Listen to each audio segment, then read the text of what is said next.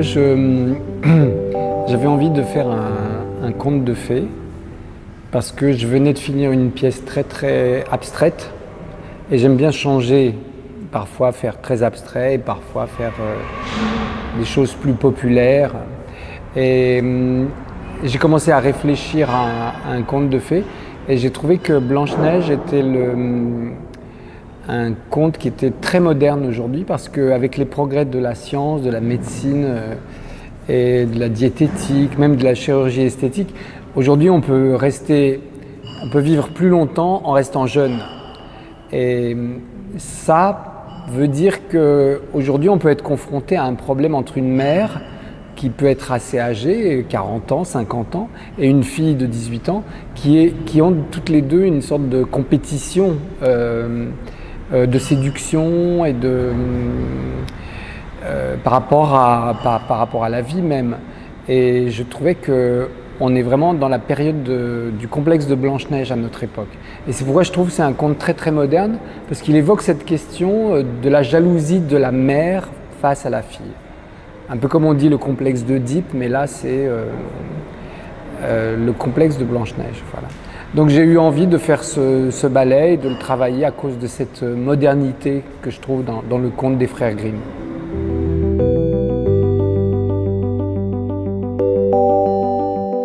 Alors moi j'avais envie de raconter vraiment une histoire, vraiment comme quand on est enfant et que quelqu'un vient vous lire le conte de Blanche-Neige. Alors vraiment, j'avais dans l'idée que le spectateur allait s'asseoir dans son fauteuil et qu'il allait suivre toute l'histoire des frères Grimm, mais sans un seul mot, juste par l'émotion des mouvements et par l'implication physique des danseurs.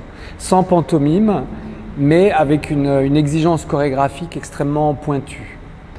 Et donc c'était ça tout le processus, c'était de comment raconter toutes les différentes phases de ce conte de fées, mais toujours avec la chorégraphie, pas avec ni les paroles, ni avec de la pantomime.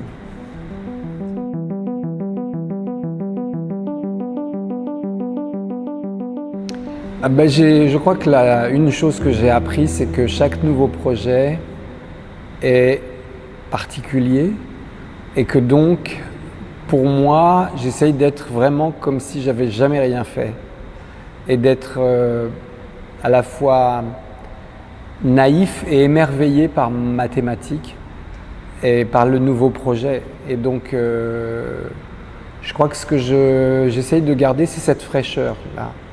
Chaque nouveau projet est quelque chose de frais et qui va me nourrir. Plutôt que de dire je vais utiliser des choses que je connais pour faire ça. Ça ne m'intéresse pas.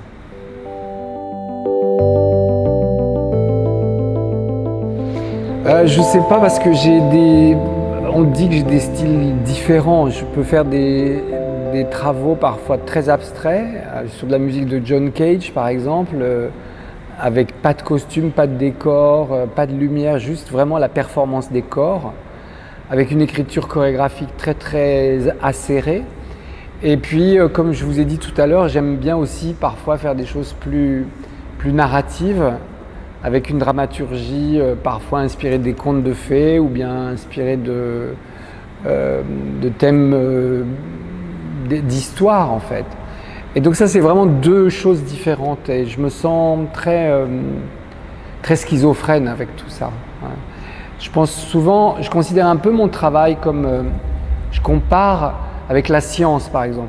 Dans la science, il y a la recherche fondamentale. C'est des chercheurs qui font un travail sur des équations, sur des choses abstraites. Et puis il y a la recherche appliquée. Et un jour, le travail de ces chercheurs, on pourrait dire ça sert à rien parce que c'est abstrait. Mais en fait, ça devient évidemment de la technologie et des choses utiles pour l'humanité. Eh bien moi, dans mon travail, j'ai un peu ces deux travers. J'aime bien faire des choses très expérimentales parce que ça m'aide à nourrir des projets plus narratifs et qui sont plus porteurs d'une tendance plus populaire, je dirais. Mais j'ai besoin des deux. Je ne peux pas faire que des choses populaires parce que ça ne m'intéresse pas. Et en même temps, faire que de la recherche pure, ça serait un peu comme travailler dans le vide, en fait, pour moi.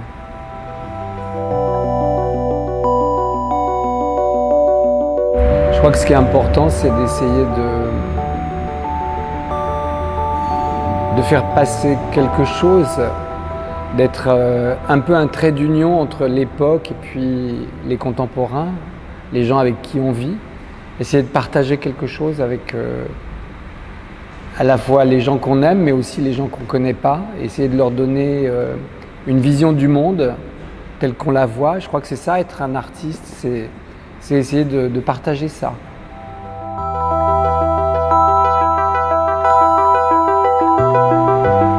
Je crois que la danse peut apporter aux gens un mode de communication qui est très subtil, qui est presque de l'ordre de la télépathie en fait. Et ça m'intéresse, le fait de pouvoir montrer des émotions qui sont possibles uniquement à travers les symboles du corps et pas avec des mots ou avec une écriture ou des images, mais vraiment avec les mouvements humains, les mouvements du corps. Et ça me fascine.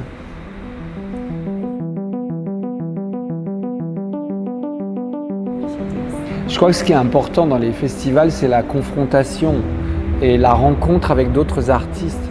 Par exemple, là je viens ici, mais je peux aller voir un autre spectacle qui fait partie du festival. Et je crois que pour le public aussi, c'est le moment de pouvoir regarder différentes facettes de la création artistique, que ce soit en théâtre, en danse, en musique. Et dans un seul moment, de pouvoir connecter ces choses pour avoir une vision du monde qui est recoupée par des visions différentes.